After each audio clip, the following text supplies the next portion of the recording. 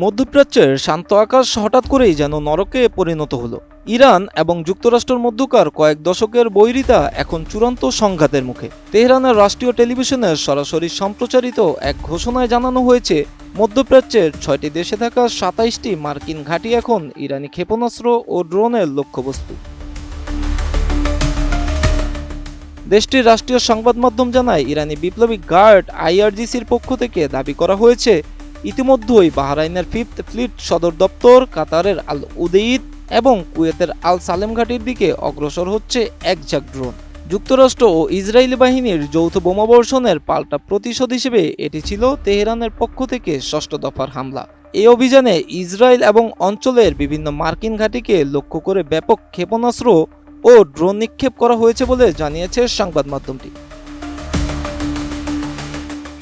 IRGC জানিয়েছে, তাদের লক্ষ্যবস্তুর তালিকায় মার্কিন ঘাঁটিগুলো ছাড়াও ইসরায়েলের তেল নৌ বিমান ঘাঁটি, তেল আবিবে অবস্থিত ইসরায়েলি সেনাবাহিনীর প্রধান সদর দপ্তর হাকিরিয়া এবং একই শহরের একটি বিশাল প্রতিরক্ষা শিল্প কমপ্লেক্স অন্তর্ভুক্ত ছিল। ৩২ ইঞ্চি জেভিকো টিভি এখন মাত্র ১৫,০০০ টাকায়, সাথে পাচ্ছেন ৩ বছরের প্যানেল ওয়ারেন্টি। কাতার ভিত্তিক সংবাদ মাধ্যম আল জাজিরা জানিয়েছে, এই অভিযানে অত্যাধুনিক ড্রোন ও ব্যালিস্টিক ক্ষেপণাস্ত্রের এক বিশাল বহর ব্যবহার করেছে ইরান। হামলায় ক্ষয়ক্ষতির পরিমাণ এখনও নিরূপণ করা না গেলেও একে গত কয়েক দশকের মধ্যে অন্যতম বড় হামলা হিসেবে দেখা হচ্ছে বলে জানিয়েছে সংবাদ মাধ্যমটি। গত শনিবার ইসরায়েল ও যুক্তরাষ্ট্রের যৌথ বিমান হামলায় খামেনির মৃত্যুতে এখন উত্তপ্ত ইরান। যদিও ওয়াশিংটন একে শাসন ব্যবস্থার পরিবর্তন হিসেবে বর্ণনা করছে, কিন্তু তেহরান বলছে এটি এক জঘন্য অপরাধ। এই হত্যাকাণ্ডের বদলা নিতেই মার্কিন ঘাঁটিগুলোতে হামলার এই ঘোষণা করা হয়েছে।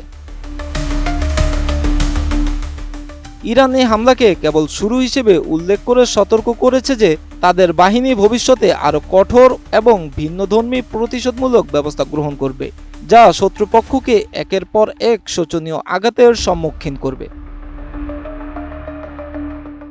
বিশ্লেষকরা বলছেন, ২৭টি ঘাঁটিতে একযোগে হামলা হলে সেটিই হবে দ্বিতীয় বিশ্বযুদ্ধের পর মার্কিন সামরিক ইতিহাসের সবচেয়ে বড় সংকট।